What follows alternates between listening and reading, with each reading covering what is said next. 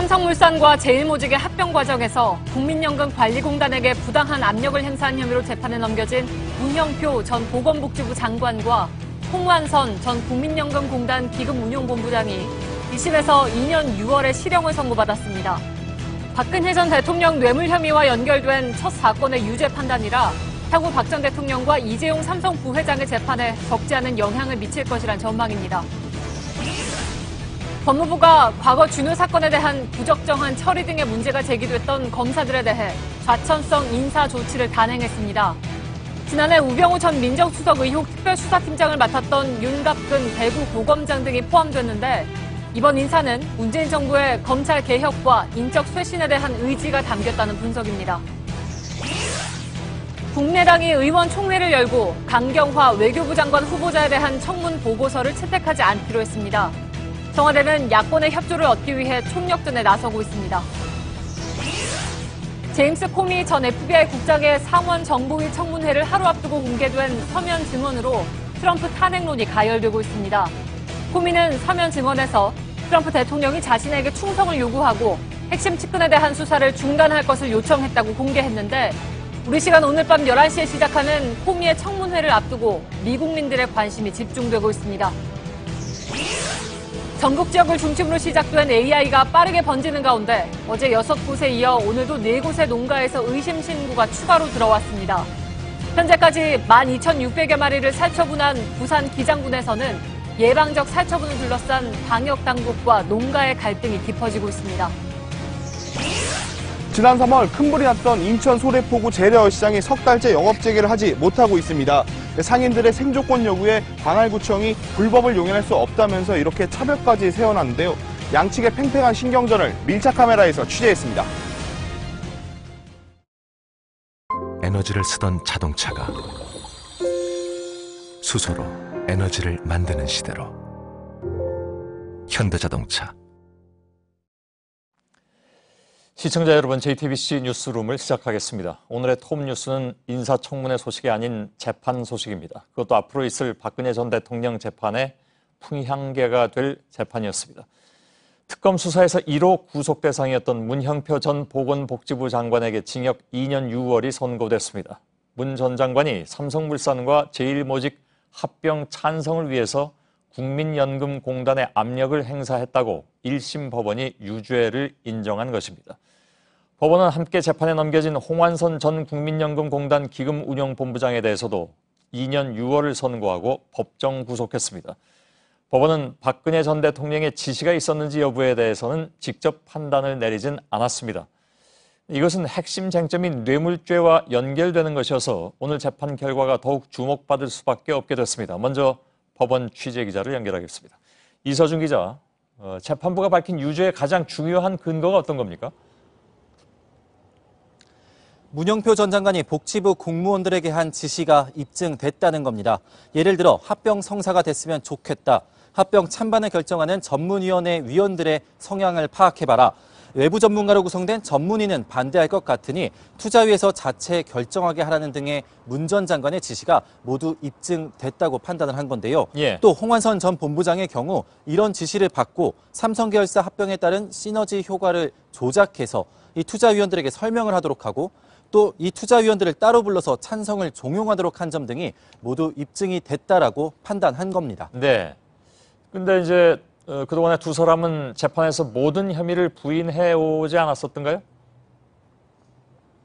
네, 맞습니다. 문 전 장관은 지시를 한 적이 없고 국민연금은 자율적으로 적법하게 찬성 결정을 내렸다고 주장을 해왔습니다.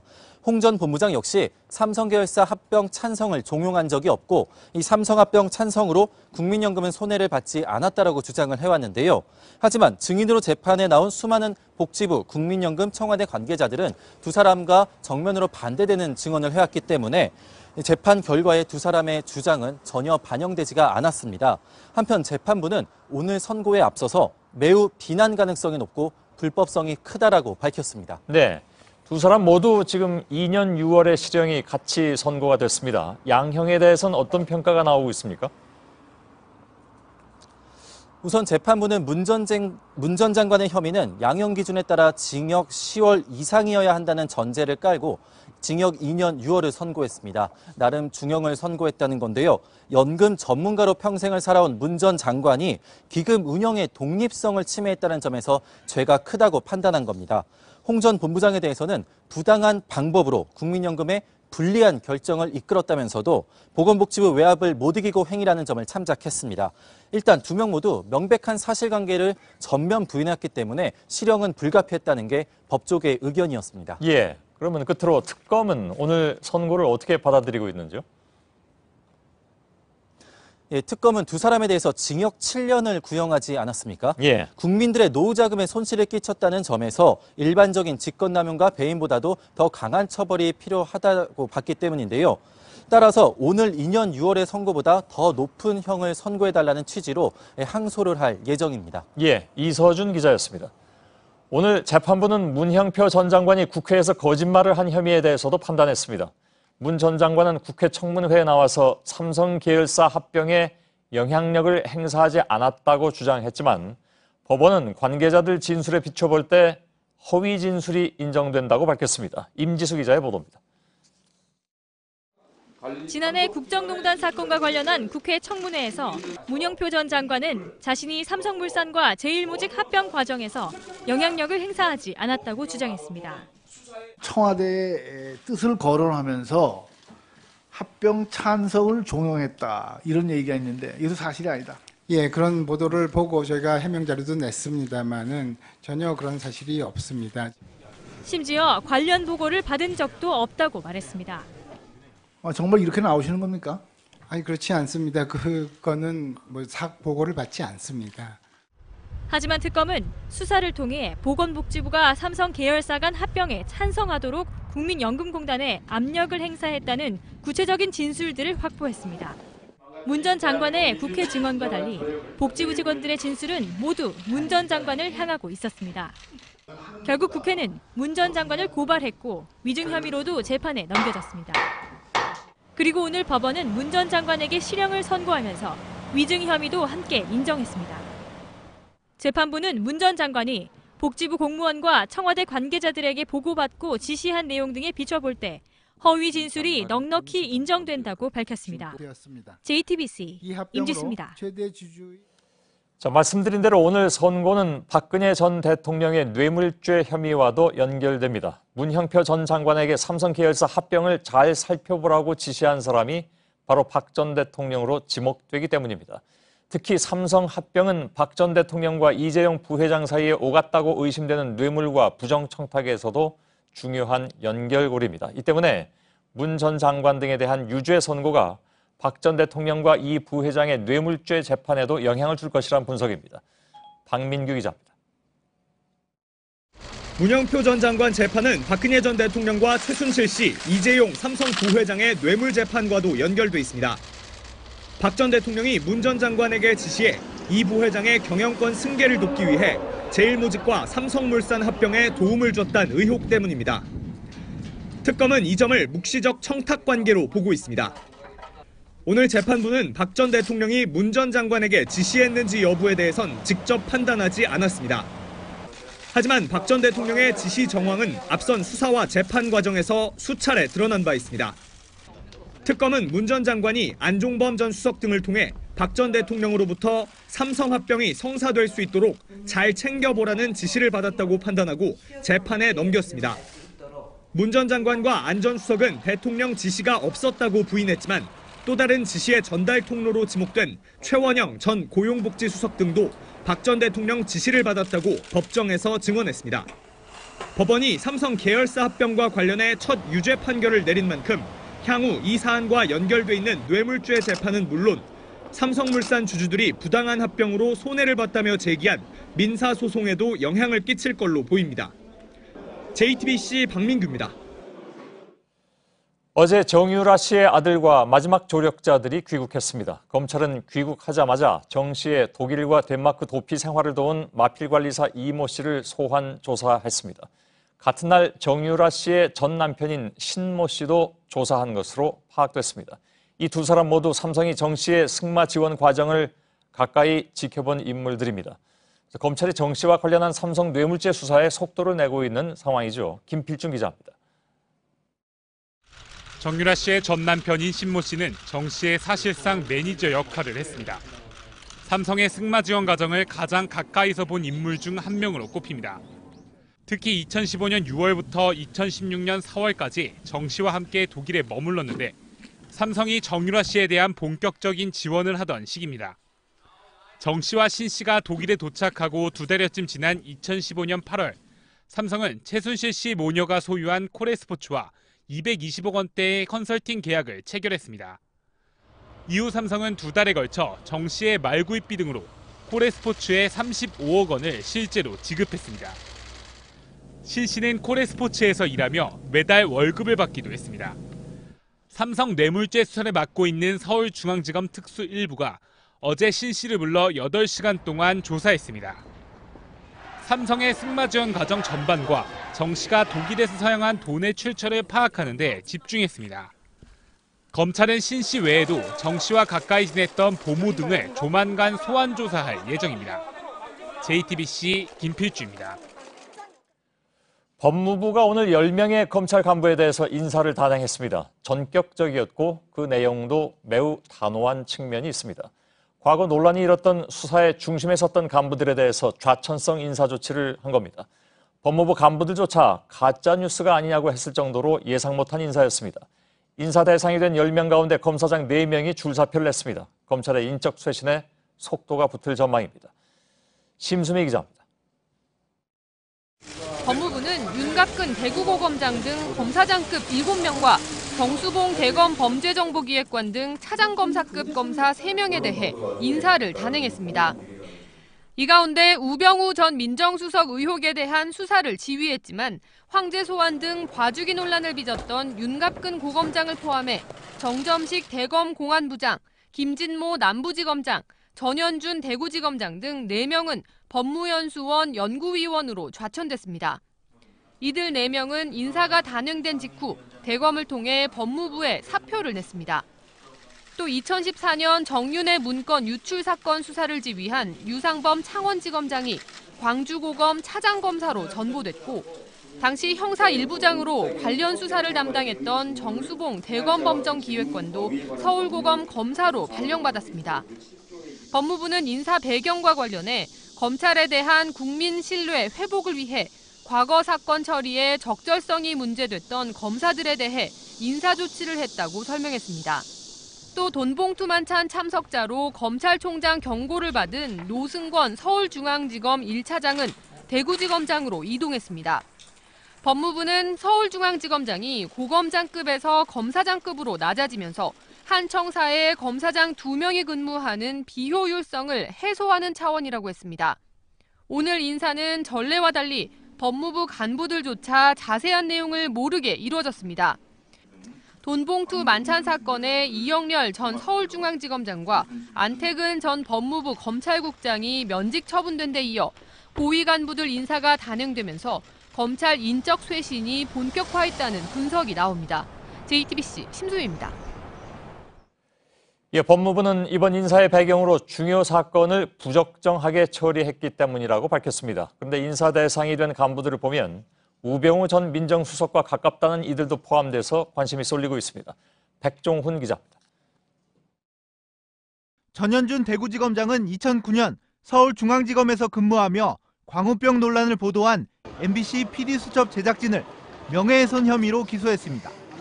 당시 무리한 기소라는 법조계 지적이 있었고 대법원에서 무죄 판결이 확정됐습니다.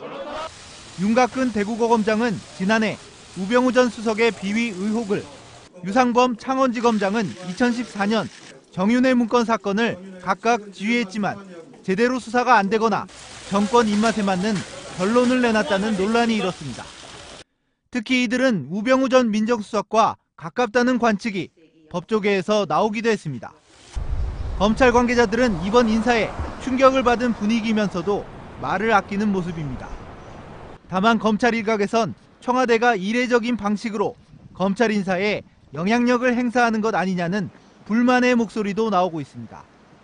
한편 자유한국당과 바른정당은 더불어민주당이 야당일 때 불리한 수사 결과를 냈던 검사에 대해 보복 인사를 한 게 아니냐고 주장했습니다. JTBC 백종훈입니다. 오늘 인사는 여러 가지로 검찰 조직 전체에 큰 파장을 불러올 것으로 보입니다. 검찰 출입 기자와 함께 이 내용 한 걸음 더 들어가 보겠습니다. 법무부 간부들도 뭐 이게 가짜 뉴스인 줄 알았다면서요? 네, 정기 인사철도 아닌데다가 뭐 특별한 인사 공백도 없는 상태에서 특히나 어떤 특정 검찰 간부들에 대한 인사를 단행하는 일은 거의 없기 때문입니다. 예. 또 통상 이제 법무부가 검찰 인사를 공식 발표하기 전에 최소한 뭐 20-30분 전쯤에는 법무부 간부들은 대충의 내용을 알고 있게 되는데요. 예. 오늘 발표는 정말 최소한의 인원만을 제외하고는 정말 아무도 몰랐다는 겁니다. 그래서 이제 공식 발표가 난 뒤에도 법무부 간부들끼리 이제 가짜 뉴스 아니냐라고 반문할 정도였다고 합니다. 예. 자, 왜 이렇게 됐을까요? 왜 이런 반응이 나오고 있는 것이고?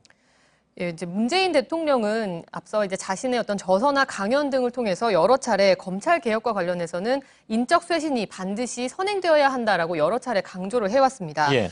이에 따라서 이제 법무부 장관과 검찰총장 인선이 되는 대로 검찰 간부에 대한 대대적인 인사 조치와 또 조직 개편이 이루어질 거다라는 관측은 오래전부터 나왔었는데요. 예. 하지만 수뇌부 인선이 예상보다 늦어지니까 아무래도 과거 논란이 됐던 수사에서 주요 위치에 있던 인사부터 먼저 이제 교체한 걸로 풀이가 됩니다. 예, 그러니까 뭐 한마디로 기습적으로 좌천성 인사를 단행했다 이렇게 봐야 되는 거였군요. 그렇습니다. 이제 예. 문재인 대통령의 경우는 이제 노무현 정부 당시에 검찰 개혁을 시도하다가 제대로 된 인사 전부터 검찰 내부에 큰 반발에 부딪혀서 개혁을 제대로 시작조차 못하는 모습을 가까이에서 지켜본 바가 있는데요. 당시 상황이 어찌 보면 이제 반면교사가 됐다. 그렇습니다. 예, 반면교사를 삼아서 먼저 청와대가 이제 간부 인사를 통해서 검찰 인적 쇄신에 대한 의지를 강하게 드러냈다 이런 분석이 나옵니다. 예. 공교롭게도 오늘 이제 좌천 대상자들은 모두 그 지난해 11월 박영선 의원이 꼽은 그 우병우 사단에 포함이 돼 있는데요. 예. 지난 정권들에서 논란의 사건들을 정권이 원하는 방향에 뭐 자이든 타이든 맞춰서 처리한 뒤에 그러니까 승승장구, 그러니까 이른바 보훈 인사를 받았던 대표적인 인사들로 꼽힙니다. 예. 이런 모습에 대한 단절을 통해서 오늘 인사를 통해서 강한 메시지로 전달했다는 분석이 나옵니다. 예, 그러면 이른바 이제 좌천성 인사를 당한 당사자들의 반응도 혹시 나왔습니까? 네, 오늘 그러니까 일단 법무연수원으로 발령이 난 윤갑근 대구고검장 등 4명은 대부분 연구관으로 갔더군요. 그렇습니다. 보니까. 사실상 어떤 뭐 특별한 역할이 없는 위치이기 때문에요. 예. 근데 이 4명은 모두 사의를 표명했습니다. 반발 성격으로 풀이가 되는데요. 예. 이들은 우병우 전 수석의 수사 그리고 또 정윤의 문건 유출 수사 이런 부분에 대해서 당시 정권 입맛에 맞췄다라는 의혹에 대해 증거에 따라서 공정하게 수사에 임했을 뿐이다라는 주장을 펴고 있습니다. 예. 뭐 물론 사의를 표명할 것도 미리 아마 예측은 했을 것 같고요. 이런 경우에 지금 청와대 검찰개혁 움직임이 어찌 보면 이번 인사를 거의 시작으로 해서 본격화되는 그런 느낌입니다. 그 전에 인사야 뭐 그렇게까지는 느껴지지 않았는데 이제 딱 한 달 맞은 시점에서 본격적으로 시작이 되는구나 하는 느낌을 준단 말이죠. 앞으로 어떤 절차가 이어질 것 같습니까? 네, 지난 정부 10년 동안 사건 처리에 있어서 정치적 중립성에 대한 어떤 논란을 불러일으켰던 그런 검사들을 주요 보직에서 제외하는 작업은 앞으로도 계속될 걸로 예상이 되고 있습니다. 예. 이 같은 인적 청산과 함께 이제 조직 개편을 위한 입법 작업이 가속화될 걸로 예상이 되는데요. 과거 노무현 정부 시절에 이제 검찰의 막강한 권한은 그대로 둔 채로 중립성만 최대한 보장해 주려다가 오히려 통제가 제대로 되지 않아서 어려움을 겪었던 전례가 있기 때문에 그 부분을 가장 그 당시에 뼈아프게 정권이 끝난 다음에 생각했다고 하죠. 예, 그렇기 때문에 이제 문재인 정부에서는 고위공직자 비리수사처나 그리고 검경 수사권 조정을 통해서 이제 검찰의 힘을 빼는 작업도 계속될 걸로 보입니다. 예, 알겠습니다. 심수미 기자였습니다. 국회 인사청문회를 마치고 청문 보고서 채택을 기다리고 있는 공직 후보자가 이제 4명이죠. 김희수 헌법재판소장 후보자, 김동연 경제부총리 후보자, 강경화 외교부 장관 후보자, 그리고 김상조 공정거래위원장 후보자입니다. 그런데 국민의당이 오늘 강경화 후보자에 대해서는 명확한 반대, 김상조 후보자에 대해서도 조건부 찬성이라는 입장을 당론으로 정했습니다. 이른바 캐스팅 보트를 준 국민의당이 이탈하면 여당만으로는 보고서 채택을 위한 의결 정족수를 각 상임위에서 채울 수가 없습니다. 그래서 청와대는 지금 당혹감 속에 야당을 설득해보겠다 이렇게 밝히고 있습니다. 먼저 이화종 기자입니다. 국민의당은 의원총회를 열고 강경화 후보자 청문 보고서 채택에 참여하지 않기로 했습니다. 세금 탈루 의혹이나 위장 전입 문제 등이 충분히 소명되지 못했다는 이유에서입니다. 또 정책 역량에도 문제가 있다고 주장했습니다. 북한 핵 문제라든지 그 사드 그리고 위안부 관련 대중국 문제를 급하게 풀어가야 되는 외교장관으로서 경륜과 자질이 충분하지 않다. 김상조 후보자에 대해선 조건부 찬성을 당론으로 정했습니다. 부인의 공립학교 특혜 취업 의혹에 대해 국회 상임위 차원에서 감사원 감사를 의뢰하는 데 여당이 동의하면 자신들도 보고서 채택에 참여하겠다는 겁니다. 다만 보고서에는 김 후보자에 대한 부적격 의견을 함께 적어야 한다고도 주장했습니다. 김희수 후보자에 대해선 조금 더 고민해보기로 했지만 내부적으로는 비판론이 제기됐습니다. 5.18 당시 시민군 버스 운전기사에게 사형을 내린 판결을 문제 삼은 겁니다. 다만 김동연 경제부총리 후보자에 대해선 보고서 채택에 협조하기로 했습니다. 경제관료로 4대강 사업과 대기업 감세를 주도했다는 점은 우려스럽지만 임명 자체를 반대할 정도는 아니란 겁니다. 국민의당이 이 같은 당론을 확정하면서 인사청문 보고서 채택을 위해 내일 열릴 예정이던 국회 상임위 중 일부가 여당 단독으로 열리거나 파행될 전망입니다. JTBC 이화종입니다. 여당인 더불어민주당은 강경화 후보자에 대한 반대도 문제가 있고 김상조 후보자에 대한 조건부 찬성에 대해서는 사실상 협상할 생각이 없다는 뜻이라면서 크게 반발했습니다. 이에 따라서 내일까지 설득 작업을 벌인 뒤에도 야당이 입장을 바꾸지 않는다면 기자회견을 열고 반격 모드로 전환할 예정입니다. 남궁욱 기자입니다. 더불어민주당은 김상조 후보자를 조건부로 찬성한다는 국민의당 당론에 대해 있을 수 없는 일이라고 반발했습니다. 의혹 제기에 사실관계도 전제하지 않은 채 무리한 목리를 부리는 수준에 불과합니다. 이에 따라 일단 야당에 대한 설득 작업에 나서겠지만 조건부라는 입장을 바꾸지 않는다면 직접 여론전에 나서겠다는 뜻도 밝혔습니다. 상임위 차원에서 기자회견을 열어 국민을 상대로 김 후보자의 청문 보고서가 채택돼야 하는 이유를 설명해 야당을 압박하겠다는 겁니다.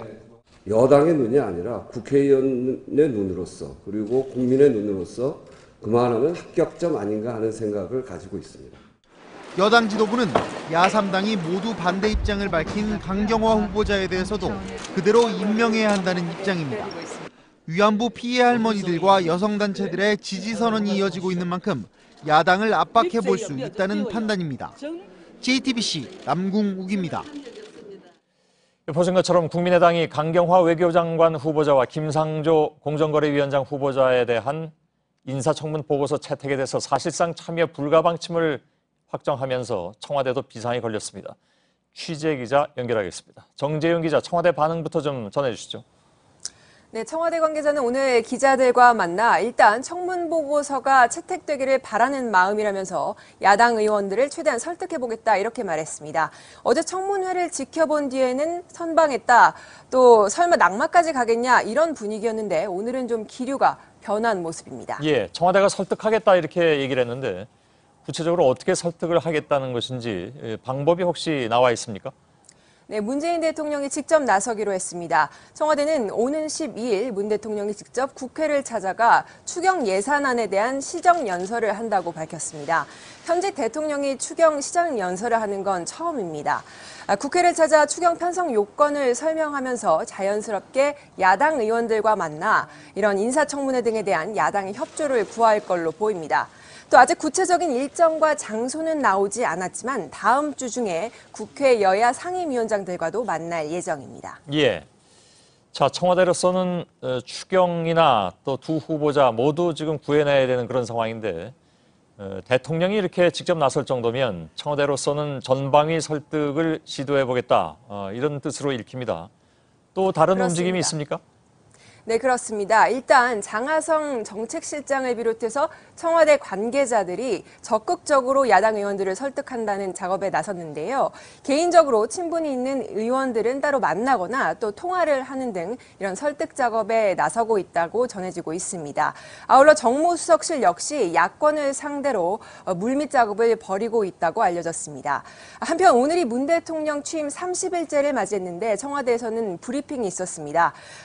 일자리위원회 설치 등 이런 한 달 성과를 구체적으로 열거하면서 브리핑을 가졌는데요. 이것도 인수위도 없는 이 어려운 상황 속에서 성과들을 이뤄낸 만큼 야당도 좀 도와달라 이런 메시지를 전했다는 분석이 나오고 있습니다. 예, 자 이런 시도들에도 불구하고 야권이 강경화 후보자나 김상조 후보자에 대해서 결국 청문 보고서를 채택하지 않으면 임명은 사실은 뭐 할 수 있는 건데 예정대로 한다는 겁니까? 그러니까 다 아시다시피 장관의 경우에는 청문회 보고서 채택 여부와 상관없이 대통령이 임명할 수 있기 때문에 어떻게 봅니까? 청와대는 거기까지는 말을 아끼고 있습니다. 현재로서는 야당을 설득하는 게 최우선이다 이렇게 입장을 표명하고 있는데요. 특히 아직도 장관 인선이 많이 남은 데다 자유한국당은 임명을 강행하면 추경 예산 통과는 없다 이렇게 압박을 하면서 최대한 말을 아끼면서 설득 작업을 해보겠다는 전략입니다. 예, 알겠습니다. 정재윤 기자였습니다. 한편 김희수 헌법재판소장에 대한 인사청문회는 오늘 이틀째 진행됐습니다. 오늘은 5.18 때 김 후보자가 사형 선고를 했던 시민군 버스 운전기사 배용주 씨가 청문회에 출석해서 두 사람이 만나기도 했습니다. 또 여당 측 증인들과 자유한국당 사이에 설전이 오가는 장면도 벌어졌습니다. 신혜원 기자입니다. 김희수 후보 청문회는 시작부터 시끄러웠습니다. 자유한국당 청문위원들이 자신들이 신청한 참고인들만 불출석했다며 문제를 제기한 겁니다. 청문회는 중단됐고 야당 의원들과 일부 증인들 사이에 설전이 오가기도 했습니다. 회유와 협박에 겁을 내가 다 못 오고 전부 다 대한민국의 의용 교수, 의용 NGO 단체. 말씀 조심하세요. 그래서 5.18 얘기를 하세요. 여기가 말이 돼요? 속개된 청문회에선 김 후보가 군 법무관으로 5.18 당시 사형을 선고했던 버스 운전기사 배용주 씨가 증인으로 출석했습니다. 야당이 당시 판결의 부당성을 주장하는 가운데 김 후보자는 배 씨에게 사과했습니다. 소수의 편에 서서 뭘 한다는 것이 좀 맞지 않다. 이런 말씀이 있으셨는데 그 생각에는 변함이 없으신가요? 그런 면도 있지만 네. 지금 세월이 많이 흘러불고 네.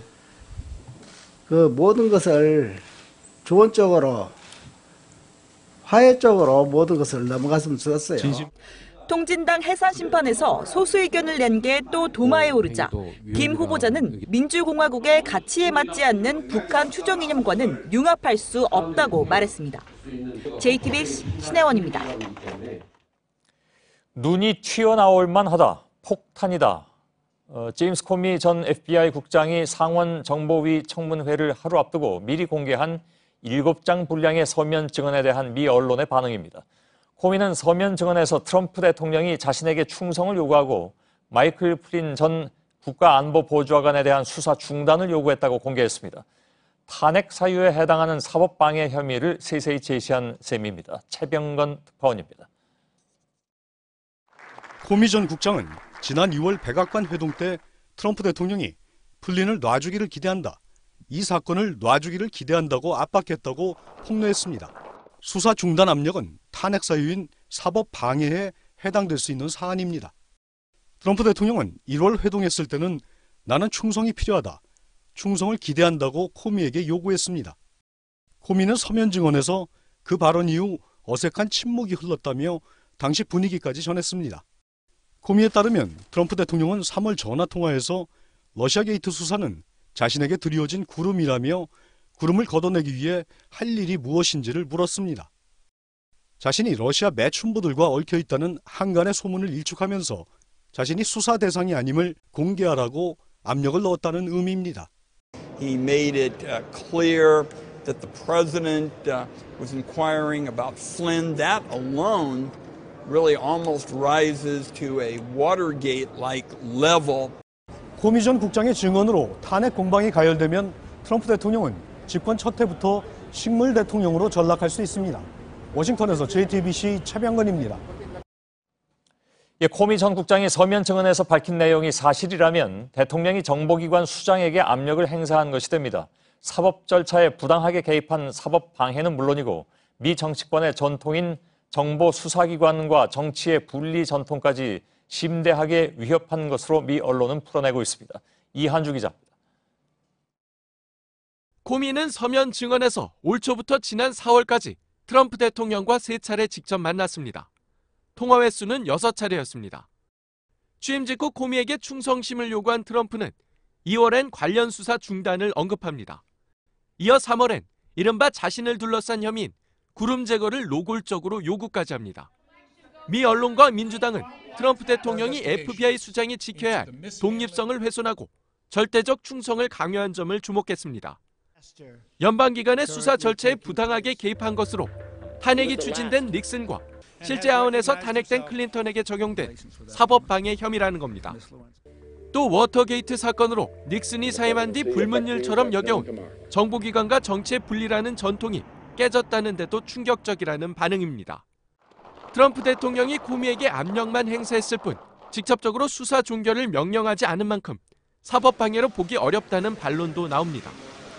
JTBC 이한주입니다. 문재인 정부가 출범 한 달 만인 오늘 재계와 공식적으로 처음 만났습니다. 새 정부의 공약 1호인 일자리 정책을 놓고 그동안에 재계와 갈등이 있었죠.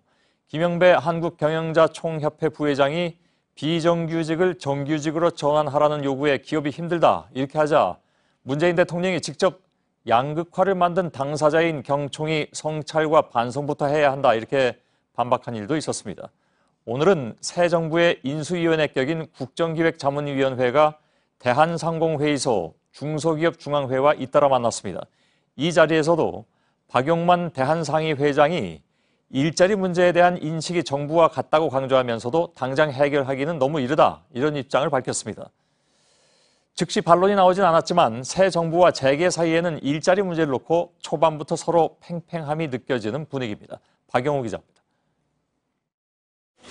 문재인 대통령 취임 한 달 만에 신정부와 대면한 재계의 입장은 우려와 속도 조절로 모아집니다. 비정규직의 정규직 전환과 일자리 확충 등 새 정부의 정책 추진 과정에서 기업들이 제 목소리를 내기 힘든 것 아니냐는 불안감을 내비쳤다는 분석입니다. 큰 그림으로 이렇게 보면 지금 조금 너무 이르다는 생각이 듭니다. 이날 만남에서는 대화와 타협이라는 단어도 자주 등장했습니다. 박용만 회장은 정부와 재계가 서로 이야기를 좀 하면서 현실적으로 실현 가능한 방안을 찾아가는 과정이 꼭 필요하다고 말했습니다. 이에 대해 국정기획자문위원회 김현명 사회분과위원장은 국정 전반의 큰 원칙도 단계적으로 대화와 타협을 통해서 가는 것이기 때문에 그런 우려를 크게 안 해도 될 것 같다고 화답했습니다. 앞서 중기중앙회를 찾은 국정기획위원들은 박성택 중기중앙회장으로부터 중소기업계가 근로시간 단축과 최저임금 10,000원 인상 등에 대해 크게 우려하고 있다는 의견도 전달받았습니다. 한편 대한상공회에서는 박용만 회장의 발언에 대해 정부 정책에 반대하는 것은 아니고 아직 주무장관이나 구체적인 정책도 나오지 않은 상황에서 현실적인 대안을 찾는 데 시간이 좀 필요하다는 뜻이었다고 해명했습니다. JTBC 박영호입니다. 청와대가 사드 문제에 대한 감사원의 직무 감찰을 언급한 바 있습니다. 그런데 감사원이 이미 사드 문제를 모니터링해온 것으로 확인됐습니다. 그러니까 예상보다도 더 빨리 강도 높은 사드 감사가 이루어질 가능성이 큽니다. 이지은 기자입니다. 감사원 핵심 관계자는 감사원이 사드 문제를 면밀히 모니터링하고 있었다고 말했습니다. 모니터링 주체가 감사원 국방감사국이라고도 말했습니다. 앞서 청와대는 지난 5일 국방부의 1차 조사는 셀프 조사가 될 것이라는 한계를 들어 감사원의 직무 감찰 필요성을 언급했습니다. 그런데 이 주문이 있기 전부터 감사원이 사드 문제를 보고 있었다는 겁니다. 새로 국방부 장관이 인선되고 그 장관이 감사 요청을 하면 예비 감사는 최소화하고 곧바로 본감사가 시작될 가능성이 크다는 뜻입니다. 감사원이 감사에 착수하면 가장 먼저 사드 발사대 추가 반입 보고 누락 과정부터 살펴볼 전망입니다. 이들 관계자에 대해서도 추가 조사가 필요하다는 결론에 이르게 됐습니다. 또 국방부의 기존 환경 영향평가 작업 등도 감사 대상이 될 것으로 보입니다. 이 경우 한민구 국방장관이나 김관진 전 청와대 국가안보실장 등 박근혜 정부 안보라인 책임자들도 조사 대상이 될 수 있습니다. 다만 사드 배치 결정 자체가 한미 군사당국 간 기밀이어서 감사원이 얼마나 사실에 접근할 수 있을지는 아직 불투명합니다. JTBC 이지은입니다. 정식 환경영향평가와 함께 이렇게 사드 배치에 대한 감사원의 감사까지 병행되면 청와대로서는 사드 문제를 고민해 볼 시간을 더 확보할 수 있게 됩니다. 그런데 그 다음 수순이 무엇인가에 대해선 정부도 고민이 있어 보입니다. 이윤석 기자입니다. 청와대의 방침대로 경북 성주 사드 부지에 대한 대규모 환경영향평가를 하면 1년 이상은 걸립니다. 기존 소규모 평가와는 달리 주민공청회 등 긴 절차를 밟아야 해서입니다. 감사원 감사도 시간상 변수가 될 수 있습니다. 청와대는 괌에 사드를 배치할 때도 23개월이 걸렸다고 강조하기도 했습니다. 청와대로선 사드 배치 여부에 대한 최종 결정까지 시간을 더 확보할 수 있는 겁니다. 문제는 이들 절차가 모두 끝난 뒤입니다. 부적합 판정이 나오면 발사대 4기에 대해선 추가 배치하지 않을 명분이 생깁니다. 다만 이 경우 청와대 측도 기존 발사대 2기와 레이더는 철회할 이유가 없다고 한 만큼 사드 배치가 된 것도 아니고 안 된 것도 아닌 어중간한 상태가 될 수 있습니다. 청와대 고위 관계자는 일단 전제 조건을 달고 답하는 건 적절치 않다며 나중에 가봐야 알 것 같다고만 답했습니다. 문재인 대통령도 후보 시절 이 문제와 관련해 다 말해버리면 그게 무슨 외교적 카드냐면서 전략적인 신중함을 강조한 바 있습니다. 이런 기조가 현재까지 이어지고 있는 겁니다. 하지만 여권 내에서도 사드 문제와 관련해선 모두를 만족시킬 묘수는 없다는 지적이 나오고 있어 문재인 정부의 고민은 계속 커질 수밖에 없는 상황입니다. JTBC 이윤석입니다. 북한이 오늘은 함정을 정밀 타격할 수 있는 순항 미사일을 발사했습니다. 사거리뿐 아니라 용도까지 계속 바꿔가면서 문재인 정부 들어서만 모두 5종의 미사일 발사 실험을 했습니다. 문재인 대통령은 국가안전보장회의를 열고 국가안보에 타협은 없다고 했습니다. 안태훈 기자입니다. 지난 4월 열병식에 등장한 북한의 지대함 순항 미사일입니다. 북한은 강원도 원산에서 오늘 오전 6시 18분부터 이런 순항 미사일 여러 발을 시험 발사했습니다. 비행거리 200km, 최고 고도는 2km로 분석됐습니다. 문재인 정부 출범 이후에만 중장거리 등 탄도미사일 3차례, 지대공 요격미사일까지 포함하면 모두 5차례 미사일을 발사한 것입니다. 이 중 순항미사일은 약 마하 1의 속도로 저공 비행이 가능해 레이더망을 피할 수 있습니다. 로켓으로 추진력을 내 포물선을 그리며 떨어지는 탄도미사일과 다릅니다. 여기에 비행 중 방향도 바꿀 수 있는 등 정밀도가 높아 함정 타격용으로 쓰입니다. 북한이 순항미사일을 쏜 건 미국이 한반도 주변 해역으로 항공모함을 잇따라 전개하는 데 대한 견제로 보입니다. 미 항모전단의 연합해상훈련과 관련하여 대함정 정밀 타격 능력을 보여주기 위한 무력 시위. 발사 소식을 보고받은 문재인 대통령은 국가안전보장회의를 주재했습니다. 국가안보와 국민의 안위에 대해서는 한 발짝도 물러서거나 가입하지 않을 것입니다. 그러면서 또 북한의 도발을 억제하고 북핵 문제를 해결할 창의적이고 근원적인 방안을 찾는 게 중요하다며 외교 라인과 군 당국에 지시했습니다. JTBC 안태훈입니다.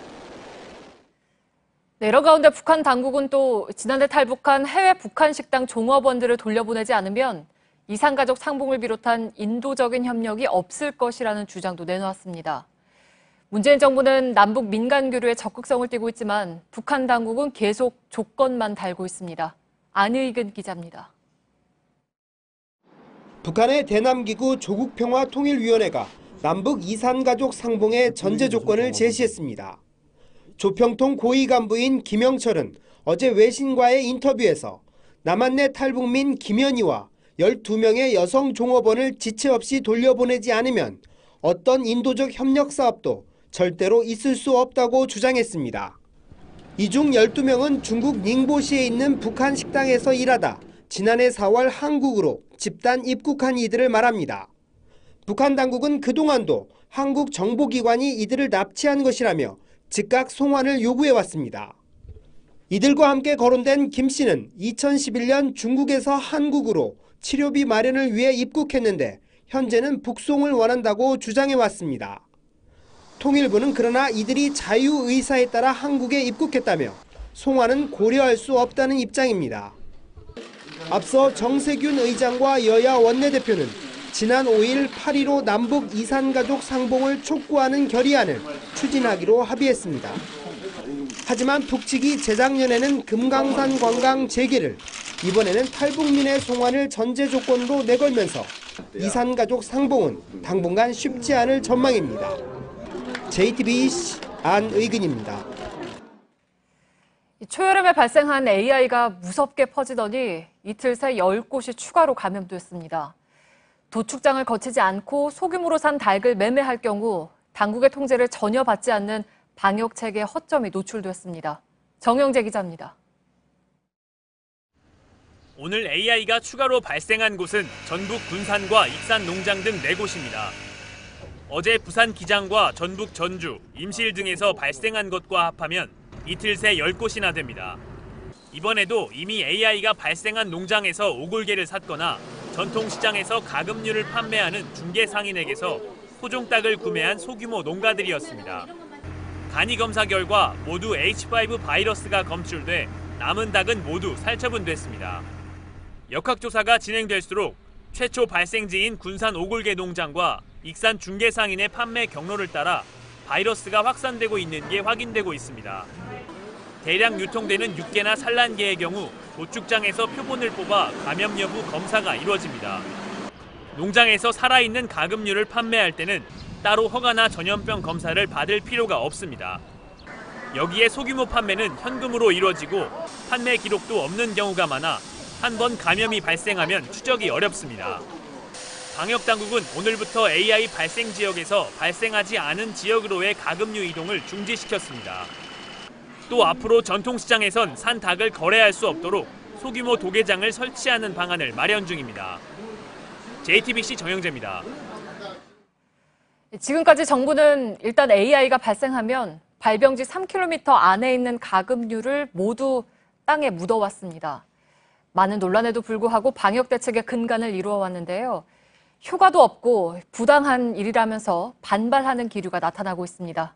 구석찬 기자입니다. 부산 기장군의 AI 발병지 인근 방역 초소입니다. 방역 당국은 AI 확산 사전 차단을 위해 발병지로부터 반경 3km 이내에서 사육 중인 닭과 오리를 연일 매몰 처리하고 있습니다.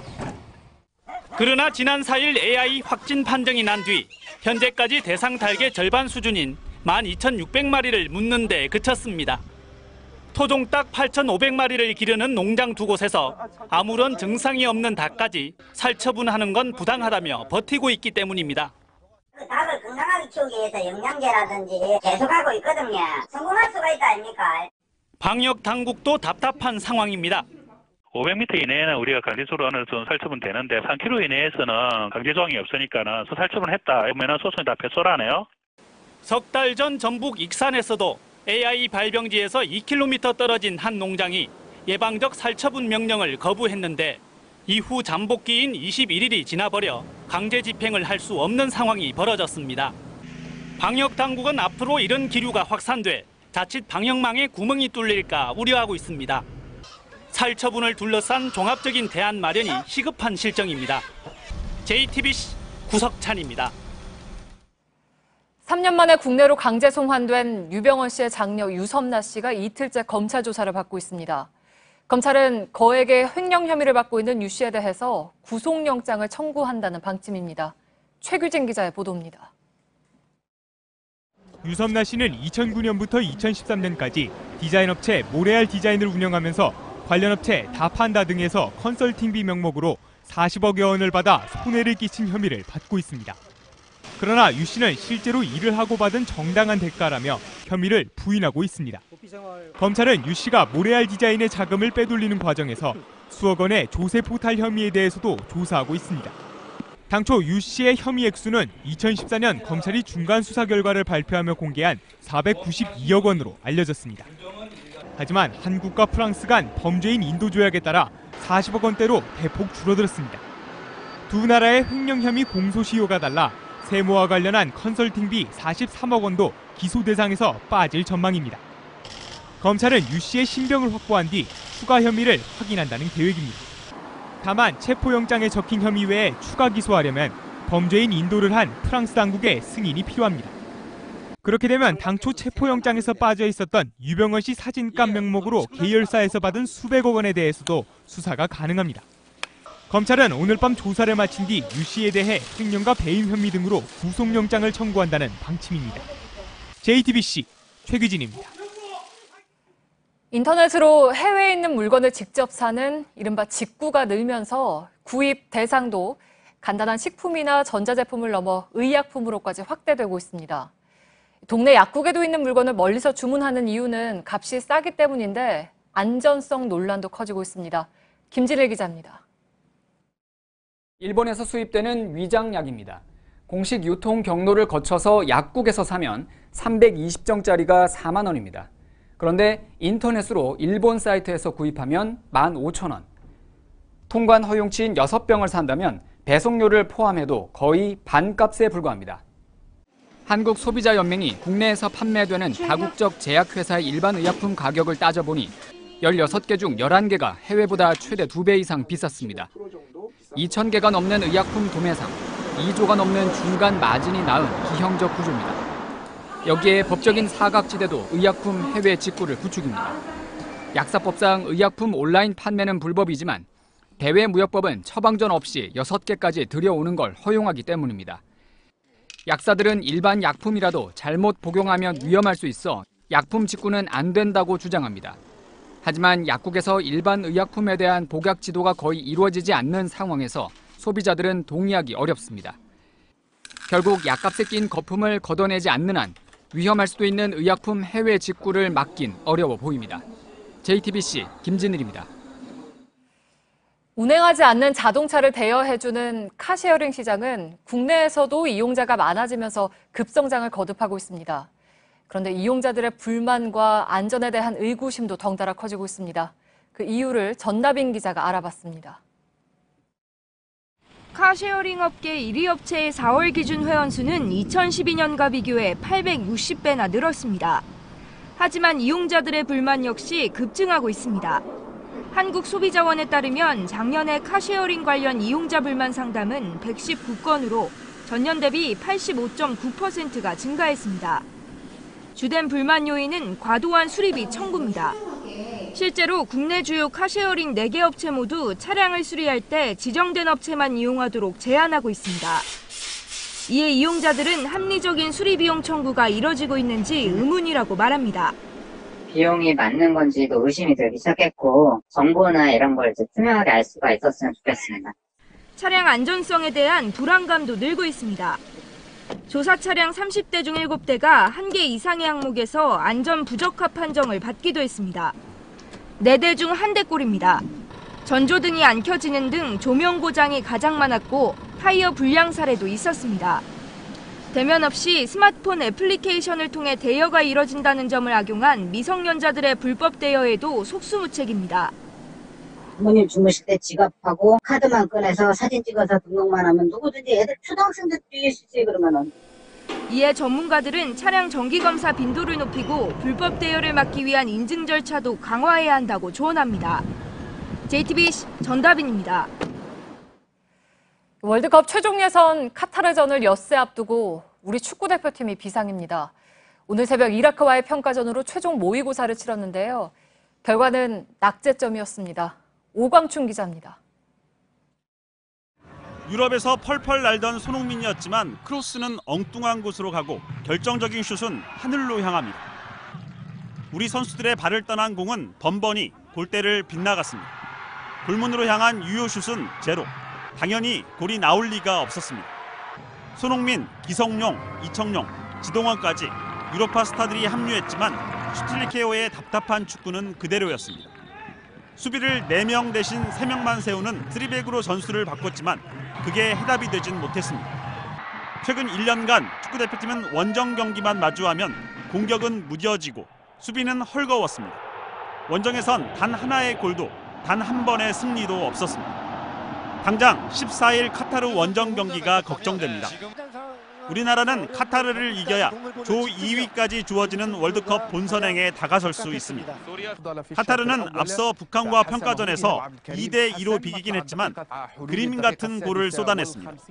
현재 아랍에미리트에서 훈련 중인 축구대표팀은 10일 결전지 카타르 도하로 떠나는데 발걸음은 가벼울 수 없습니다. JTBC 오광춘입니다.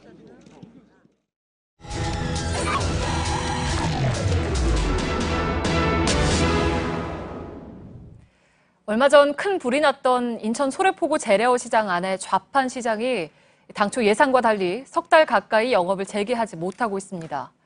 불법 영업은 안 된다는 지자체와 생존권을 보장하라는 상인들 사이에 갈등의 골이 깊습니다. 밀착 카메라 김도훈 기자입니다. 수도권 최대 규모 재래어 시장 인천 소래포구입니다. 골목을 따라 들어가 보니 포구로 들어가는 길목이 푸른색 화물차 2대에 가로막혀 있습니다. 석 달 전 화재로 포구 앞에 있던 전체 자판 70%인 230여 곳이 불에 탄 곳입니다. 재래시장 자판상으로 들어가는 길목입니다. 이쪽을 보시면 생계가 막막하다, 정상 영업을 희망한다는 팻말이 적힌 대형 화물차가 이렇게 서 있고요. 이 때문에 시민들은 2팔 간격 남짓한 이 좁은 길을 불편하게 오가고 있습니다. 뒤쪽을 한번 와서 보실까요? 현수막을 걷어봤더니 이 지자체에서 세워놓은 공무수행 차량인 것을 확인할 수가 있습니다. 소래포구 안에서 어떤 일이 벌어지고 있는지 지금부터 한번 확인해 보겠습니다. 화재 잔해는 모두 철거됐지만 아직도 곳곳에는 화재 당시 시커멓게 그을린 흔적이 그대로 남아 있습니다. 그런데 불탄 바닥에 흰 콘크리트가 새로 깔리면서 상인들이 쓰던 기존 배수로가 모두 막혔습니다. 이게 지금 배수로잖아요. 이걸 막은 거예요. 이렇게 다 그냥 쇠면을.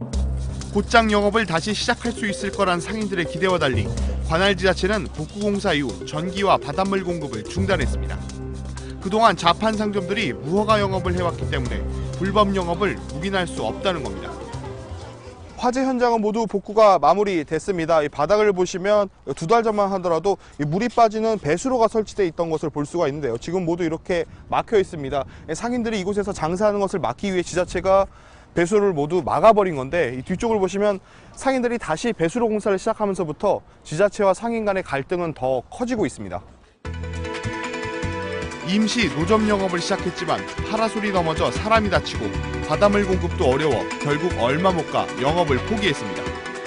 보관 자체가 힘들어요. 선도도 떨어지고 생선이나 뭐 살아있는 어류들이 오래 못 살죠. 상인들은 불이 잘 붙지 않는 방염 천막을 세우게 해달라며 요구하며 철골 구조물을 준비했습니다. 그러자 지자체가 원천 불가 방침을 고수하며 2주 넘게 차벽을 세워 공사 차량 진입을 막아섰습니다. 화재 피해를 본 곳은 좌판 시장이지만 불이 났다는 소식에 꽃게 대목인 6월에도 시장을 찾는 발길이 크게 줄었습니다. 아침에 논 대로 그대로 있는 거야 지금. 이게 어제 들어온 거야. 어제 들어온 건데도 못 팔고 지금 그냥 있는 거야. 저녁 무렵이 되자 시장엔 지자체와 상인들 사이에 팽팽한 긴장감이 흐릅니다. 공사 강행을 막으려고 지자체가 현장에 세운 초소와 자재 철거 등을 막으려는 상인들 사이에 매일 밤 대치가 이어지고 있습니다. 지금 밤새 있다고 봐야 돼요. 지금 계속 조를 짜서 몇 사람씩 뭐 야간에 텐트 치고 잔 적도 있었으니까요. 상인 수백 명이 구청 앞에 몰려가 항의 집회를 열기도 했지만 해결될 기미는 좀처럼 보이지 않고 있습니다. 그렇죠. 옛날에 다시 돌아가는 게. 그러고 나서 좀 불리하면 그렇다고 우리가 그대로 다 해주는 거는 무리가 있죠. 생존권 보장과 불법 영업 불가라는 원칙 고수 입장이 평행선을 달리면서 대화의 노력 대신 차벽이 세워졌습니다. 실질적인 사고 예방 대책과 더불어 상생 해법이 필요할 때입니다. 밀착 카메라 김도훈입니다.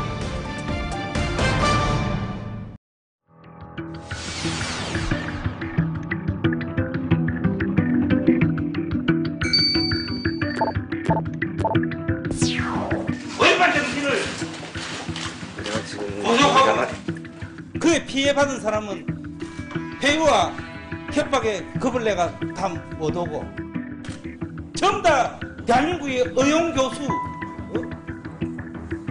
의용 NGO 단체.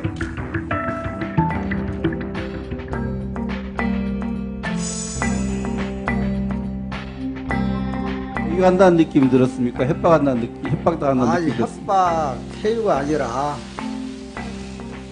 뭐냐면은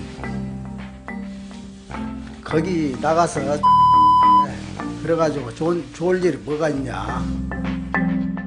께서는 광주 사태가 났을 때 광주고속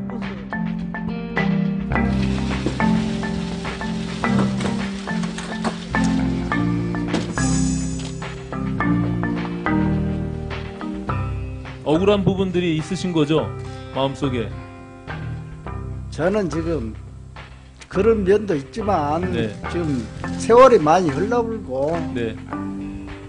그 모든 것을 좋은 쪽으로 화해 쪽으로 모든 것을 넘어갔으면 좋겠습니다.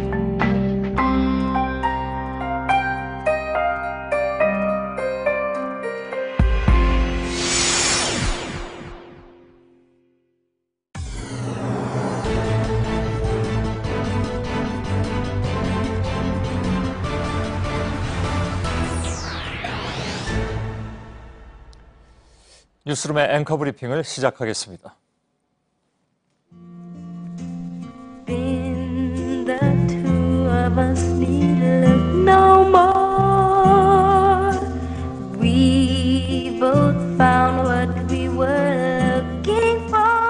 예, 마이클 잭슨의 어렸을 적 히트곡 벤입니다. 너무나도 친숙한 노래죠. 마치 사랑 노래 같긴 하지만 사실 이 노래는 1972년에 나온 같은 이름의 영화 주제곡이고 벤은 영화에 등장하는 쥐의 이름입니다. 사람과 쥐의 우정과 배신 그리고 복수, 이 영화는 공포 영화였습니다. 그런데 이 벤이란 영화가 속편이라는 것은 잘 알려져 있지 않습니다. 바로 전해인 1971년에 나온 다니엘 만 감독의 윌라드가 1편인 셈입니다. 외로운 소년 윌라드는 벤이라고 이름 붙여준 쥐와 함께 지내게 되고 서로 교감하지만 결국에는 반목과 배신이라는 우여곡절 끝에 죽임을 당한다는 공포영화. 우리나라에도 개봉이 돼서 저는 중학교 3학년 시절에 선생님들 눈을 피해 가서 봤던 기억입니다. 영화 얘기를 드린 이유는 그 많은 장면들 속에 기억에 남는 장면이 있기 때문입니다.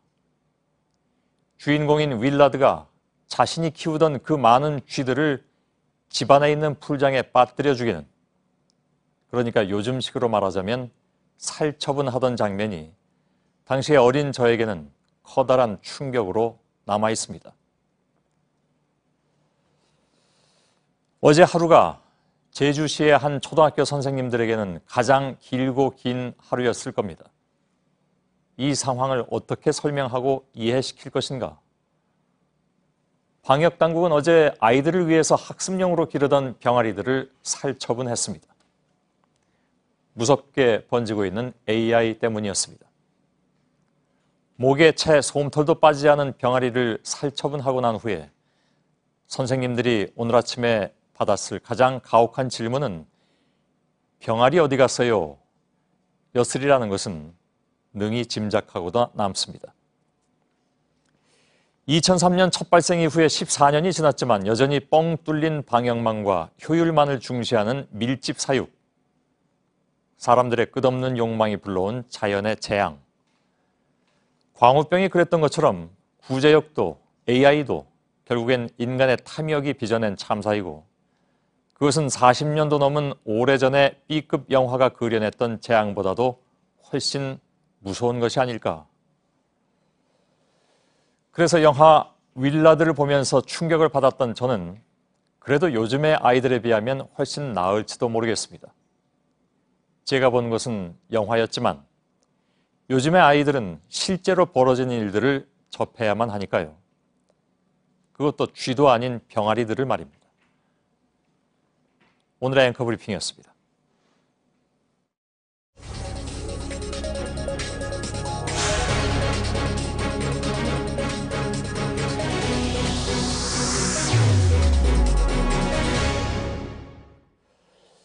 자, 특검 수사에서 첫 번째로 구속됐던 문형표 전 보건복지부 장관이 오늘 징역 2년 6월을 선고받았습니다. 또 함께 재판에 넘겨졌던 홍완선 전 국민연금기금운용본부장도 똑같이 징역 2년 6월을 선고받고 법정 구속됐습니다.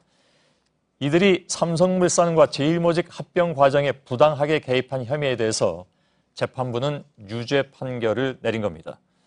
자, 그런데 오늘 재판은 저희가 일부에서 전해드릴 때 풍향계라는 표현을 썼습니다만 향후 계속되고 있는 박근혜 전 대통령에 대한 재판, 그중에서도 뇌물죄 여부와 매우 밀접한 관계가 있기도 합니다. 그래서 법원 취재기자를 연결해서 다시 한번 간략하게 그 내용을 짚어봐 드려야 될 것 같습니다. 이서준 기자, 재판부가 유죄를 선고한 근거를 우선 좀 설명을 해주죠. 예, 오늘 재판은 한마디로 국민연금이 삼성물산과 제일모직간 합병을 찬성하는 과정에 문제가 있었는지를 판단했다고 볼 수 있습니다. 근데 이 두 사람은 재판 내내 지시한 적도 없고 특히 배임 혐의를 받고 있는 홍 전 본부장은 손실을 끼친 적이 없다라고 주장을 해왔습니다.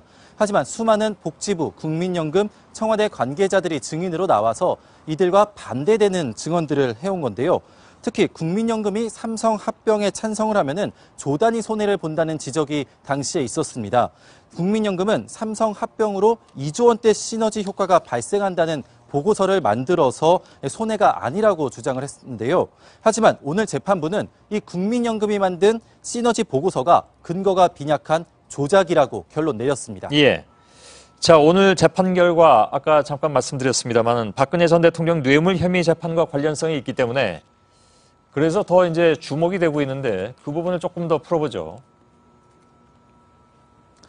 예, 앞서 특검과 검찰은 박 전 대통령과 최순실 씨를 뇌물수수 혐의로 재판에 넘기고 이재용 삼성 부회장을 뇌물 공여 혐의로 재판에 넘기면서 묵시적 청탁 관계를 주장을 했습니다. 박 전 대통령이 이재용 부회장에게 지원을 요청하고 최 씨가 이 삼성으로부터 자금을 받아낸 그 시기 동안에 이 부회장은 경영권 승계를 위한 정부의 도움이 지속적으로 필요했다는 건데요. 오늘 재판부는 두 사람이 나서지 않았으면 국민연금은 합병 반대, 중립, 기권 중 택했을 거라고도 했습니다. 이 두 사람이 없었다면 삼성계열사 합병이 성사가 어려웠다는 얘기이기 때문에 박 전 대통령 뇌물죄, 이 묵시적 청탁 관계에 대해서도 어떤 영향을 미칠지 주목됩니다. 예. 자, 특검이 항소를 할 예정이라고 들었는데 오늘 결과에 그렇다면 특검이 어떤 뭐랄까요, 좀 미흡함을 느끼고 있는 것인지 또 항소심이 시작되면 두 사람이 어떻게 대응을 할 것인지 이것도 저 짤막하게 좀 얘기하고 끝낼까요? 예, 특검은 두 사람에 대해서 징역 7년을 구형했습니다. 국민연금을 손실에 끼쳤다는 점에서 더 중형이 선고돼야 된다는 건데요. 그래서 항소를 해서 더 중형을 요구하겠다는 입장을 밝혔습니다. 네, 항소에서 두 사람이 어떻게 대응할까를 예상을 해보면은 보통 1심에서 인정된 사실관계가 2심에서 뒤집히기는 어렵습니다. 그래서 문 전 장관이 부인했던 사실관계가 오늘 재판에서 대부분 인정됐기 때문에 입장이 바뀔지 주목되는데요. 두 사람이 항소심에서 선처를 바라면서 어느 정도 사실관계를 인정할 수도 있어 보입니다. 또 입장을 바꿔서 청와대 등의 지시를 받고 어쩔 수 없었다는 입장을 취할지도 주목이 됩니다. 한편 삼성 측은 진행 중인 재판에 영향을 미칠 수 있는 만큼 오늘 재판 결과에 대해서는 입장을 발표하지 않겠다라고 밝혔습니다. 예, 계속 말씀드립니다만은 청와대 특히 이제 박근혜 대통령으로부터 합병에 관련한 어떠한 지시가 있었느냐 하는 문제인데 그건 앞으로 재판 과정에서 밝혀지겠죠. 그것이 가장 중요한 핵심 이슈이기도 하고요. 알겠습니다. 이서준 기자였습니다. 자, 지금부터 약 2시간 뒤에 워싱턴에선 코미 전 FBI 국장이 상원 증언대에 서게 됩니다. 눈이 튀어나올 정도의 충격적 내용이다. 이것이 이제 미국 언론이 전하고 있는 코미의 증언 내용. 이미 이제 서면으로 증언한 바가 있죠. 그 증언 내용인데 지금 미국의 거의 모든 텔레비전 매체가 2시간 뒤에 있을 이 증언을 생중계하게 됩니다. 그대로 옮기자면 미국 사람들은 이 증언을 슈퍼볼 기다리듯이 기다리고 있다. 그리고 벌써부터 논쟁은 격하게 벌어지고 있습니다. 워싱턴의 최병건 특파원을 연결해서 이 얘기를 좀 더 나눠보도록 하겠습니다. 최 특파원, 미국 언론들은 이번 증언을 미국 최대 스포츠 행사인 슈퍼볼 같은 열기라고까지 하고 있더군요. 예, 그렇습니다. CNN 방송이나 ABC, CBS, MBC 등 주요 매체가 모두 한국 시간 밤 11시, 이곳 시간으로는 오전 10시 시작되는 코미 전 국장의 증언을 생중계합니다. 워싱턴에서 로비스트들이 많이 찾는 펍이나 태번이라는 술집들이 있는데요. 오전 9시 30분부터 문을 열어서 손님들이 맥주나 보드카를 즐기면서 청문회를 볼 수 있도록 해서 반짝 특수까지 기대하는 눈치입니다. 민주당 당원이나 중도층들은 코미가 탄핵의 스모킹건, 핵심 증거를 내놓기를 바라는 눈치고요. 트럼프 지지자들은 코미를 배신자로 비난하는 분위기입니다. 몇 시간 전 라디오 방송에서 청취자를 연결했는데 한 공화당 지지자는 코미는 미쳤다, 이런 인신공격까지 했습니다. 예. 자, 지금 파장이 예고되고 있는 서면 증언. 근데 사실 실제로 파장이 있으려면 이게 이제 코미의 일방적인 주장이나 해석이 아니다. 그래서 뭔가 증거가 나와야 된다 하는 얘기인데, 조금 아까 스모킹건 얘기를 했습니다만, 일단 백악관의 반응은 밤사이에 나온 게 있습니까? 백악관은 현재까지 공식 반응을 보이지 않고 있습니다. 트럼프 대통령의 트위터도 이 코미 전 국장의 후임 인선을 발표한 이후엔 하루 이상 먹통입니다. 그만큼 긴장하는 분위기로 봐야 할 것 같습니다. 예. 미국 언론들은 지금 코미 서면 증언을 놓고도 핵폭탄이다. 그리고 아까 말씀드린 것처럼 눈이 튀어나올 정도다, 이렇게 표현을 하고 있는데, 글쎄요, 이건 이제 실제로 청문회가 열려봐야 알겠는데, 과거에 보면 이제 소문 한 장치에 먹을 게 없는 그런 경우도 가끔 있기 때문에, 오늘 증언에서 다뤄질 핵심은 아무래도 이제 사법 방해 혐의일 텐데, 그 얘기가 좀 구체적으로 나올 수 있을 것 같습니까? 일단 서면 증언 내용을 봐야 할 것 같습니다. 서면 증언을 보면 트럼프 대통령은 취임 직후 백악관 만찬에서 FBI 국장에 더 있고 싶은가, 이렇게 물어보면서 4차례나 로열티, 충성을 바란다고 요구했습니다. 코미 전 국장은 이에 자리를 대가로 정치적 충성을 요구한다는 걸 본능적으로 느꼈다, 이렇게 적었습니다. 플린 전 국가안보 보좌관에 대해서 수사를 중단하라, 러시아 수사로 대통령의 직무수행 능력이 손상되니 먹구름을 걷어달라, 이렇게 요구했다는 것도 사법 방해 혐의와 직결됩니다. 예. 자, 트럼프의 사법 방해 혐의를 그 실체를 규명하는데 도리어 지금 공화당 소속 청문위원들이 눈길을 더 끌고 있다면서요? 예, 그렇습니다. 아이러니인데요. 이 공화당 내 트럼프 저격수로 불리는 존 맥케인 의원을 주목할 필요가 있습니다. 예. 맥케인은 러시아를 주적으로 간주해왔는데 맥케인이 얼마나 추궁할지가 관심입니다. 그간 트럼프의 러시아와 푸틴 옹호 발언에 대해서 우려를 표명해왔기 때문에 이번에도 트럼프 봐주기가 없는 질문을 던지면 트럼프에겐 치명적입니다. 이번 청문회에 코미 출석을 요구한 건 공화당 소속의 리처드 보 정보위원장입니다. 공화당 역시 코미 증언을 듣지 않고 넘어갈 방법은 없다, 이렇게 판단한 상황입니다. 예. 자, 그렇다면 민주당이 글쎄요, 탄핵 카드를 선뜻 받아들일 것인가? 사실 따지고 보면 미국 역사상에서 탄핵 근처까지 갔어도 탄핵이 이루어진 적은 없다고 하니까 어떨까요? 예, 상원 의석 구조를 봐야 되는데 과반으로 대통령 탄핵 소추를 할 수 있는 하원에선 435명 중 239명이 공화당이고요. 3분의 2 이상으로 탄핵 심판을 하는 상원 100명 중에선 52명이 공화당입니다. 의석 수로만 보면 탄핵이 쉽지 않습니다. 또 탄핵이 이루어진다면 내년 11월 중간선거에서 공화당 표가 결집하면서 민주당에 오히려 역풍이 불 수도 있습니다. 예. 그래서 탄핵 공론화 시점은 중간선거 전략과 맞물린 구도로 봐야 합니다. 지지율 40%가 안 되는 트럼프가 2020년 대선에 나오는 게 정권 탈환에 용이하다, 민주당은 이렇게 생각하고 있을 수도 있습니다. 예.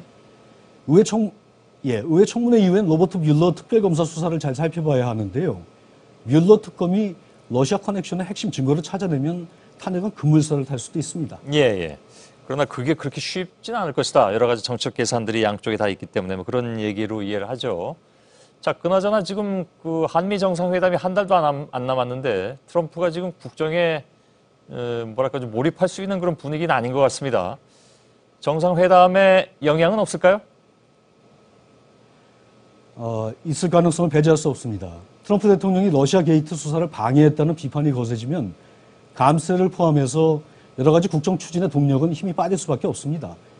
그런데 내치 위기는 외치에도 영향을 줍니다. 그래서 트럼프 대통령이 장기인 비즈니스 외교로 한미 정상회담에서 방위비를 더 올려라, 청구서 외교로 나설 가능성을 배제할 수 없습니다. 트럼프는 최근 파리 기후협약 탈퇴를 선언해서 지지층 결집과 미국 정치권의 이슈를 선점하는 효과를 본 적이 있습니다. 예. 그렇다면 우리한테는 조금 불리한 상황이 될 수도 있다, 이렇게 생각이 드는군요. 알겠습니다. 예, 최병건 특파원이었습니다.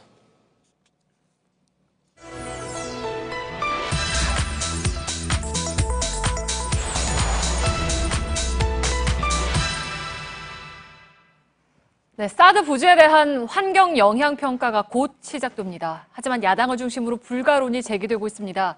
긴급한 경우에 생략을 할 수 있다, 또 면적이 기준에 미치지 않다는 주장이죠. 팩트체크는 정치권에서 제기된 주장의 사실 여부를 확인했습니다. 오대영 기자, 첫 번째 주장부터 볼까요? 네, 국회 국방위원장인 김영우 의원의 발언 한번 들어보시죠. 네. 사실은 긴급한 경우에는 이런 그 무기체계 배치와 관련해서는 사업 영향 평가를 안 해도 되게 돼 있어요. 네, 긴급하면 안 하게 돼 있다. 일부 사실입니다. 법에요. 군사상 고도의 기밀 보호, 군사작전의 긴급한 수행을 위해서는 생략을 할 수 있도록 돼 있습니다. 그리고 그 결정을요, 누가 하느냐? 국방장관이 하도록 돼 있습니다. 네, 국방장관이 하는 거면 그러면 그동안 이제 환경 영향 평가에 부정적이었던 한민국 국방장관이 결정을 할 수가 있는 겁니까? 할 수 있게 돼 있죠. 그런데 전제 조건이 하나 있습니다. 이걸 혼자 결정하는 게 아니라 환경부 장관과 협의하도록 돼 있습니다. 네. 국방부가 자의적으로 해서는 안 된다는 얘기죠. 그래서 오늘 환경부에 확인을 해봤습니다. 그동안 환경 영향 평가와 관련해서 국방부와 협의를 한 적이 없다. 이렇게 분명한 답을 받았습니다. 네, 그러니까 협의가 없었다면 긴급하다는 이유만으로 환경 영향 평가를 반대할 요건이 지금으로서는 이제 되지 않는 거군요. 네, 물론 앞으로 국방장관과 환경부 장관이요, 협의를 해서 이거 생략할 수도 있습니다. 그런데 네. 이미 청와대에서 환경 영향 평가 필요하다라는 입장을 분명히 밝혔기 때문에 이거 뒤집힐 가능성 거의 없다고 봐도 되겠습니다. 네, 그리고 이제 또 하나의 쟁점이 부지 면적이 작아서 아예 평가 대상이 아니라는 건데 이 주장은 지금 끊임없이 계속 나오고 있는 거죠? 그렇죠. 사드의 부지를 어디까지로 봐야 되느냐 이 문제인데요. 네. 일단 한번 들어보시죠. 지금 우선 사드 시설은 10만이지만은 기숙사라든가 운용 병력까지 다 했을 때 넘으니까 받아야 되잖아요. 이러지만은 안 넘었기 때문에 우리는 시설 요것만가 충분히 하겠다는데 청와대에서 너가 이거 시설 더 넣어가 평가를 이게 말이 되느냐고요. 자, 미군에 공여되는 골프장의 부지가 70만 제곱미터라고 청와대가 지금 밝히고 있습니다. 국방부는 이 가운데서 저 10만 제곱미터에만 사드 시설이 들어선다 이렇게 말하고 있죠. 그런데 법에는 33만 제곱미터 이상의 경우에만 환경평가를 받으면 됩니다. 그래서 국방부와 야당에서는 이를 근거로 해서 대상이 아니다. 이렇게 얘기를 하고 있죠. 네, 사실 지난 정부에서 평가를 피하려고 꼼수를 쓴 거 아니냐라는 의혹까지 제기되고 있는 상황인데 네. 그러면 사드 부지를 10만 제곱미터라고 봐야 하는 겁니까? 여기에 대해서요, 과거의 판례를 한번 볼 필요가 있는데 서울행정법원이 2004년에 내린 판결입니다. 군이 사격장 설치를 하면서 부지의 면적을 그 시설만 들어서 있는 5만 6천 제곱미터로 계산을 했습니다. 네. 그래서 환경 영향 평가를 피했습니다. 하지만 법원은요, 부지의 총 면적을 다 포함시켜야 한다. 이렇게 결론을 내렸습니다. 그리고 대법원에서 확정이 됐습니다. 또 다른 판결도 찾아봤는데 2006년에 부속시설까지 면적에 다 포함해야 한다. 이런 내용도 담겨 있었습니다. 네, 이런 판례들대로라면 70만 제곱미터라고 볼 수가 있는 거죠. 그렇죠. 그리고 또 하나는요, 군사 전문가들의 얘기를 들어보면 저 사드라는 게 이동식 무기잖아요. 네. 그러니까 처음에는 10만 제곱미터에 포함돼서 설치가 됐다가 그 뒤에 추후에라도 다른 부지로 이동될 가능성도 배제할 수 없다라는 얘기를 하고 있습니다. 그래서 애초에 전 지역에 환경평가를 다 해야 된다는 얘기를 하고 있습니다. 사드 포대의 이동 가능성이 처음부터 내재되어 있는 상황이라면 전체 부지 안에서의 이동 부분까지를 고려해서 전체 부지 면적에 대한 환경영향 평가를 하는 것이 법의 취지에 부합합니다. 네, 그러니까 정리를 하면 결론은 미군에 공여하는 전체 이제 부지에 대해서 전부 환경 영향 평가를 해 놓는 것이 법에 부합하다라는 그게 거죠. 법률 전문가들의 분석이었죠. 네. 그리고 미국이요, 지금 괌에 사드 배치에 있다 이렇게 알려져 있지 않습니까? 2010년에 자국령인 괌에서 환경 영향 평가를 했다가 사드 배치의 계획을 무산시켰습니다. 그리고 2013년에 환경 평가 없이 사드를 임시로 배치를 했는데요. 그리고 2015년부터 23개월간 더 세밀한 환경평가가 시작이 됐는데 임시 배치 기간 미비된 점을 보완할 목적이 있었습니다. 그리고 그 결과가 지난 4월에 나왔는데 결론이 이렇게 나왔습니다. 네. 사람과 자연환경에 중대한 영향이 없을 것이다라는 건데 물론 괌과 성주는 환경이 전혀 다릅니다. 그래서 미국은 이 결과를 토대로 조만간 영구 배치를 할지 여부를 결론을 내린다고 합니다. 중요한 건 이런 7년간의 공개적 절차를 거쳤다는 겁니다. 네. 지금 우리에게 어느 정도의 답을 주고 있습니다. 네, 팩트체크 오대영 기자였습니다.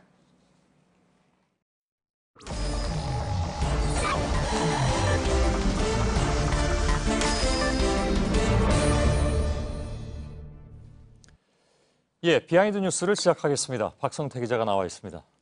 열죠? 첫 번째 키워드는 알박기 무력화입니다. 뭡니까 이건?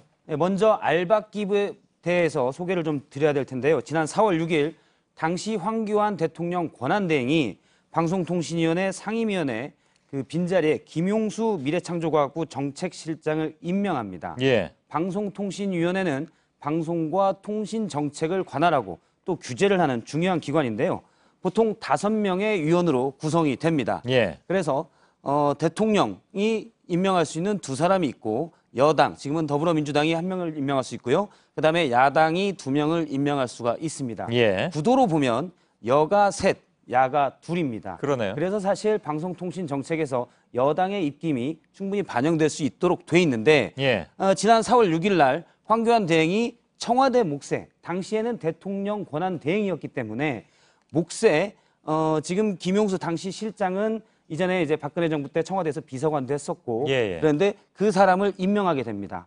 그래서 정권이 만약 바뀌어도 그 여당 몫이 당시의 여당 몫이 바뀌지 않게 알박기를 했었다. 이런 비난이 많이 있었습니다. 그러면서 박근혜 정부가 방송 장악에 대한 욕망을 버리지 못했다. 이런 지적이 많았었습니다. 예. 당시 알박기 논란은 뭐 아무튼 기억이 납니다.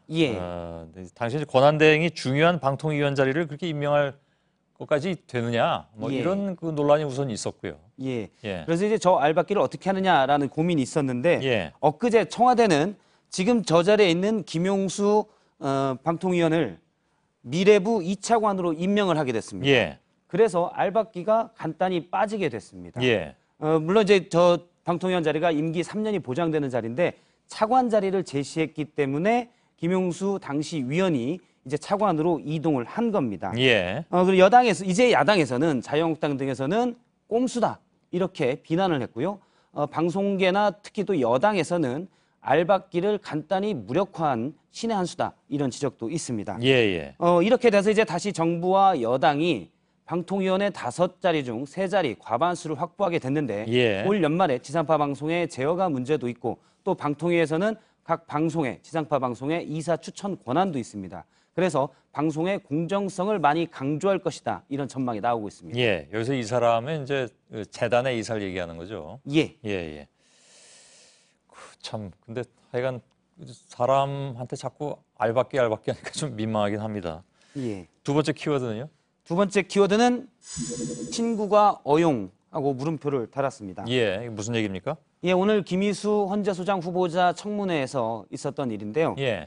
김희수 후보자로부터 5.18 광주 민주화 운동 당시 버스 기사였던 배용주 씨가 이제 당시 당시 이제 그 병력들을 치게 돼서 사형 선고를 받았었는데요. 증인 출석 논란이 계속 있었습니다. 오늘 자유한국당의 이채익 의원은 어용 단체가 배 씨의 증인 출석을 막고 있다 이렇게 주장을 했는데 오후 회의에 출석한 배용주 씨는 사실이 아니다라고 말을 했습니다. 직접 들어보겠습니다. 그런 전화 몇 통화 받았어요. 몇 통화 받았죠. 가족들한테. 그 받을 때 느낌이 회유한다는 느낌이 들었습니까? 협박한다는 느낌, 협박당한다는 느낌이 들었습니까? 협박 회유가 아니라 뭐냐면은 거기 나가서 그래가지고 좋을 일이 뭐가 있냐. 내가 그런 소리도 듣고. 질문 자체가 조금 몰아가는 측면이 있었군요. 친구나 그렇습니다. 가족이 협박하는 경우는 없잖아요. 이런 경우에. 그렇습니다. 어용 단체라고 목소리를 높였는데 어용은 권력에 영합한다는 뜻인데 어용 친구, 어용 가족이란 표현은 없습니다.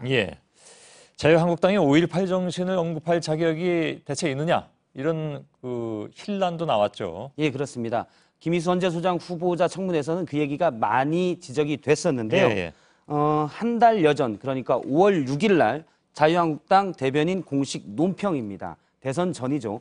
당시의 논평을 보면 5.18 유공자가 국가고시에 5에서 10%의 가산점을 받는데 이것이 적절한지에 대한 문제제기가 많다.